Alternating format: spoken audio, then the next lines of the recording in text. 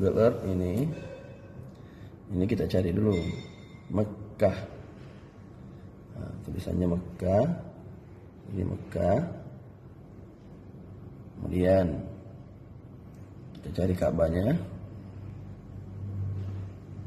Ini Ka'bah.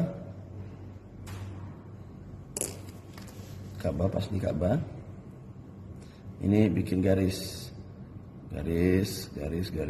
menuju ke Indonesia.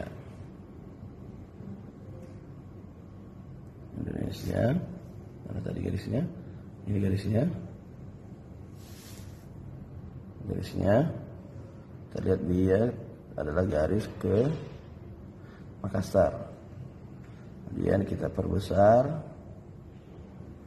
Dia adanya di ini Goro, ini Duremai, ini adalah Rujab. Pas di musolanya Rujab, inilah arah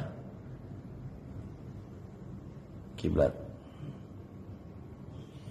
Ini sejajarnya seng, atap ini bisa tinggal diukur, bisa digambar di print screen, baru diukur derajat kemiringannya, tidak banyak.